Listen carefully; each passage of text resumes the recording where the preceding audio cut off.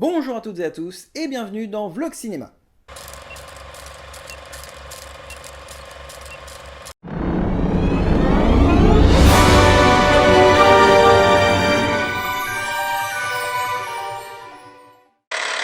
Aujourd'hui, l'heure est grave mes amis. Nous allons parler du coup du remake live action du Roi Lion. Film de 2019 réalisé par Jon Favreau, un mec qui a à peu près touché à tout à Hollywood, partant de Iron Man 1 et 2, ou encore des choses un petit peu plus mauvaises, comme Zathura. Zathura, c'est Jumanji en moins bien, et sans Robin Williams. Donc c'est pour vous dire. De base, c'est le tout premier film animé, bien sûr, mais long métrage, que j'ai vu au cinéma de ma vie. Le second étant Dragon Ball Z, le retour de Broly, et Bio Broly, que je compte en un seul, mais voilà. Et cette année, en 2019, quelle ne fait pas ma surprise de voir que les deux premiers longs métrages, enfin, bon, Dragon Ball Z, hein, vous avez vu le genre, ont droit à leur remake. Alors, bon, pour Broly, passe encore, hein. Moi je trouve, j'en ai déjà fait une vidéo dessus, mais avec un peu plus de recul, c'est pas mal. En tout cas, la Toei maîtrise un peu plus son sujet des remakes que Disney. Quant à Disney, ça risque d'être un peu long. Je vous rassure tout de suite, il n'y a pas de spoiler. En même temps, quel est l'intérêt? Je veux dire, film à 25 ans. Non, parce qu'on va mettre les choses au clair tout de suite. Ce film, c'est c'est le long métrage animé, mais en live action. Donc si vous connaissez l'histoire de l'un, vous connaissez l'histoire de l'autre. Voilà, c'est comme si on faisait un remake long métrage animé de Titanic. Ça n'aurait aucun sens. C'est un plaisir. N'hésitez pas si je peux faire autre chose. D'accord, donc là j'ai Google qui vient de s'activer tout seul. Pour moi, c'était pas un plaisir par contre.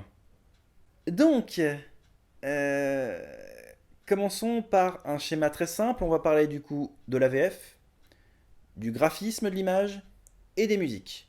Je vais éviter de m'éparpiller parce que ça va pas le faire sinon. Et même pour vous au visionnage, ça va être lourd. Commençons donc par la VF. Le casting VF a été dévoilé à peu près un mois et demi, 2 mois avant la sortie officielle du film en France.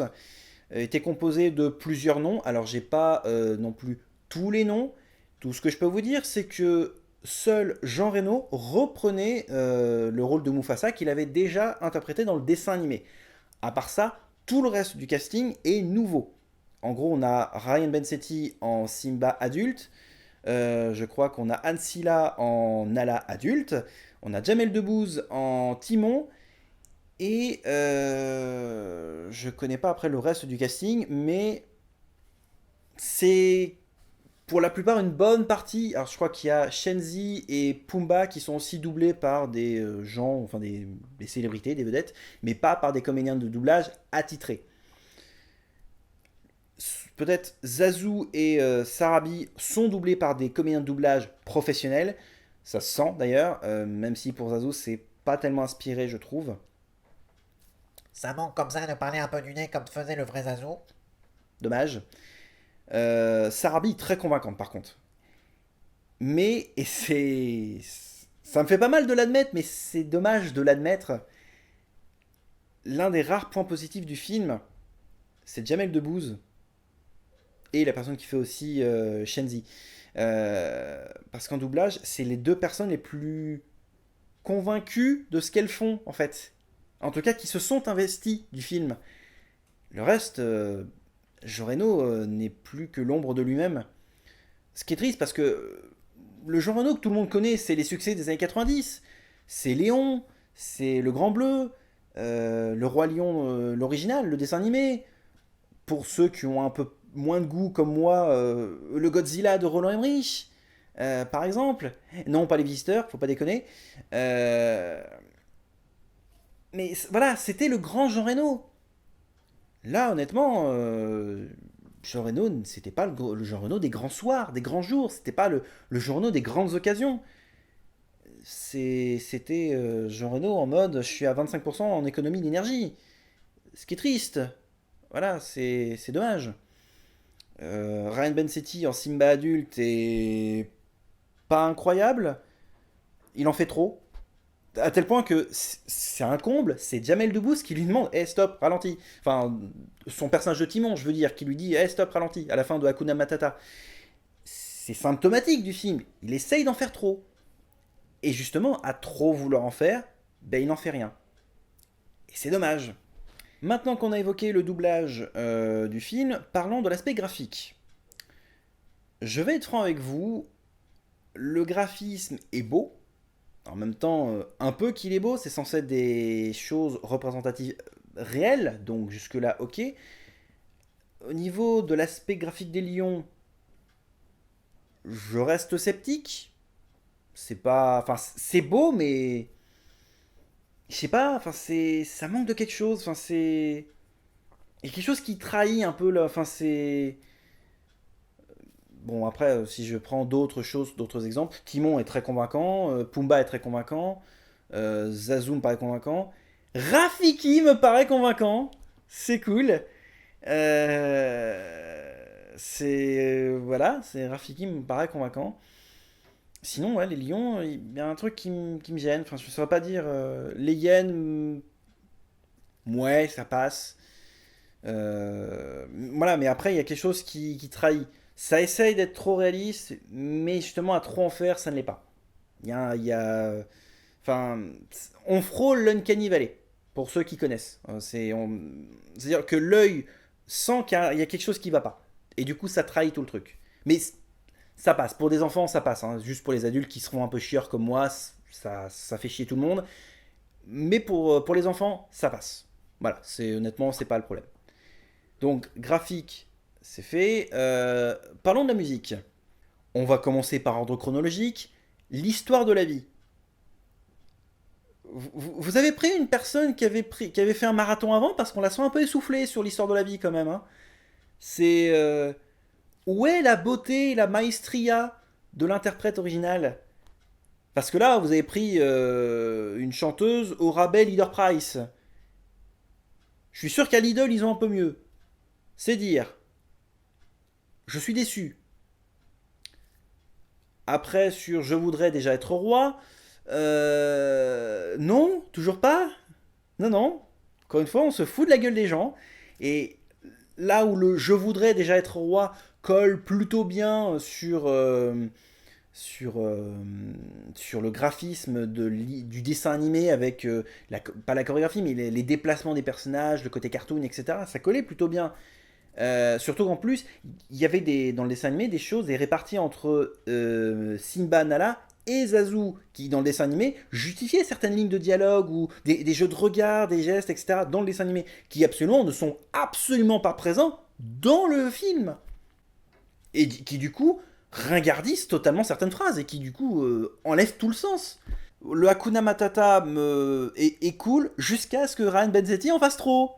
Et qu'il répète à chaque fois, ces mots signifient. Oui, c'est bien, arrête de refaire cette même phrase. Même Jamel Debbouze te le dit. Enfin, son Timon, on va dire. Même là, un peu trop. Et puis l'absence de soyez près d'Oscar. Sérieusement. Pourquoi? C'est bien un truc, fallait pas louper. Scar.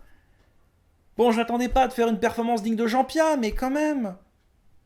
Jean-Pierre qui était le doubleur original de Scar, que vous avez déjà aussi entendu dans Le Seigneur des Anneaux vu que c'est Gandalf. Ah, merde. Sincèrement, merde. L'amour brille sous les étoiles. Là aussi, ça passe pas. En fait, toutes les chansons de ce film ne passent pas. Sauf à peu près Hakuna Matata qui passe parce que justement ils se débrouillent bien et qu'ils n'en font pas des caisses. Sauf Ryan Bensetti. Mais sinon, tout le reste du film, je suis désolé, hein, mais non. Les chansons dedans ne passent pas. Et, euh, et en fait, pour conclure cette vidéo, je dirais juste pourquoi aller voir ce film. Sincèrement, hein, honnêtement, je vous pose la question pourquoi aller voir ce film? Pour la nostalgie? Parce que c'est un Disney? Non. Honnêtement, n'allez pas voir ce film. Vous voulez une raison simple? Tout ce que vous avez dans ce film, vous l'avez déjà dans le dessin animé. En mieux. en beaucoup mieux. Et c'est pas la nostalgie qui parle. Autant j'ai peut-être pu être trop critique sur Dragon Ball Super Broly, parce que je suis un peu un sale con, un vieux con qui a du mal avec la partie nouveauté. Mais là, c'est pas être vieux con, c'est être réaliste. Vous avez déjà tout dans le dessin animé. Aller au cinéma, c'est une perte de temps et d'argent pour aller voir quelque chose que vous connaissez déjà depuis 25 ans. Et ça me fait mal de le dire, hein, parce que justement, cette année, on fête les 25 ans du Roi Lion. 25 ans. Et pour un quart de siècle, Disney se torche avec notre enfance. En tout cas, avec mon enfance, pour le coup. Ça me fait mal, hein. Parce que, je vais vous donner un truc très con. Vous voulez revoir le Roi Lion en version bien, regardez le dessin animé. Vous voulez un bon remake live action du Roi Lion, regardez Black Panther. No joke, hein, je déconne pas. Regardez Black Panther. Oui, c'est un Marvel. Et non, vous n'avez pas besoin d'avoir vu, du coup, les autres Marvel d'avant. Parce que plein de choses, plein d'aspects du film Black Panther provient du Roi Lion. Parce qu'apparemment, c'est tiré d'un même conte local africain. Du coup, autant regarder soit Black Panther, ou autant regarder, du coup, le dessin animé. Voilà, c'est tout ce que je peux vous recommander parce que voilà, ce film 2019, live action, remake du Roi Lion, est mauvais. Voilà, c'est une perte de temps d'y aller. Et ça fait mal. Et c'est sur cette note de déception que se termine cette chronique. Merci à vous de l'avoir suivi et on se retrouve prochainement pour de nouvelles vidéos. D'ici là, portez-vous bien. Salut!